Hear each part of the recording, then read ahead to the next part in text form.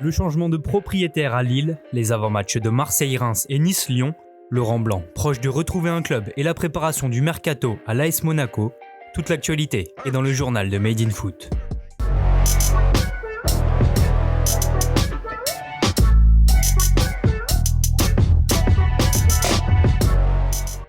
Gérard Lopez n'est plus le président de Lille. Après un mandat d'un peu moins de 4 ans à la tête du club nordiste, l'homme d'affaires hispano-luxembourgeois a été contraint de vendre.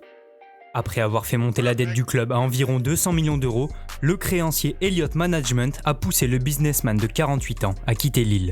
Son départ est également accompagné de celui du directeur sportif portugais Luís Campos, garant de la stratégie de trading de joueurs au LOSC. Lille est donc repris par le fonds d'investissement luxembourgeois Merlins Partners et comme attendu, c'est l'ancien dirigeant du Paris Saint-Germain et de Rennes, Olivier Létang, qui devient le président de l'actuel leader de Ligue 1. En championnat justement, 3 matchs sont au programme aujourd'hui, à commencer par Metz-Lens à 17h, suivi de Marseille-Reims à 19h. 4e de Ligue 1, l'OM a chuté à Rennes mercredi après 6 victoires de rang et compte bien reprendre sa marche en avant. 3e pire défense de Ligue 1, Reims apparaît comme une proie idéale pour l'Olympique de Marseille et son duo d'attaque Benedetto-Thauvin. Privé d'Amavi, Gaï et Sanson, André Villas-Boas pourra compter néanmoins sur le retour de Douye Kaletatsar. S'il est titulaire, le Croate sera un atout de taille pour contenir l'attaquant rémois Boulaïdia, 2e meilleur buteur de Ligue 1 avec 9 réalisations. Le Sénégalais est le principal danger dans une équipe rémoise à la peine.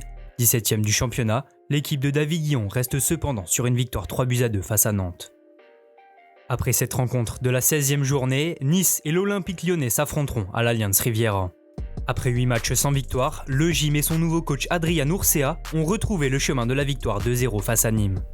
Ce match marquera surtout les retrouvailles entre Amine Gouiri, meilleur buteur niçois cette saison, et son club formateur de l'OL. Freiné par Brest cette semaine, Rudy Garcia et ses hommes veulent poursuivre leur série de 12 matchs sans défaite. Le club du Rhône est invaincu depuis plus de 3 mois, et ça grâce à son attaque, la 3e plus prolifique du championnat.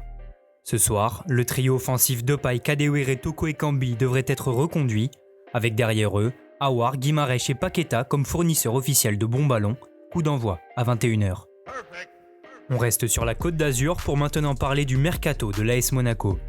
Après un changement de vice-président et de directeur sportif cet été, le club du Rocher avait fait partir près de 40 joueurs.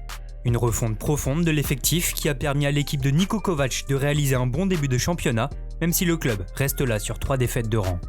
Pour ce prochain mercato d'hiver, l'ASM souhaiterait continuer sur sa lancée et se débarrasser de 4 joueurs, à commencer par les indésirables Samuel Grandsir et Youssef Haït Benasser. Sans grand temps de jeu, l'ailier nigérien Onyekuru pourrait retourner en Turquie du côté de Galatasaray.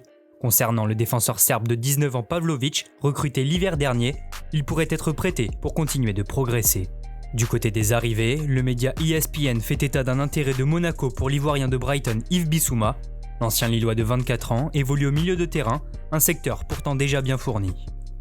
Autre info mercato, 4 ans après son départ du PSG, Laurent Blanc pourrait bien reprendre du service en tant qu'entraîneur. Selon RMC Sport, l'ancien champion du monde 98 serait sur le point de s'engager avec le club d'Al Rayyan au Qatar. Champion de France 2009 sur le banc de Bordeaux, Blanc est actuellement sur place pour négocier les derniers détails autour de son contrat. Franck Passy devrait être son adjoint. Enfin, on termine ce journal avec une mauvaise nouvelle. Hier, en conférence de presse, l'entraîneur d'Angers Stéphane Moulin a fait part de son inquiétude concernant l'état de santé de Rachid Alioui. Il est gravement malade, je m'arrête là car le secret médical m'interdit d'en dire plus, a indiqué le coach du SCO. Selon les informations de Ouest France, l'international marocain a été hospitalisé jeudi matin. L'attaquant de 28 ans avait déjà été longuement absent entre juillet et septembre pour des raisons qui n'avaient pas été communiquées par le club. Merci à tous de nous avoir suivis, n'hésitez pas à liker, commenter et partager. On se retrouve très bientôt pour un nouveau journal.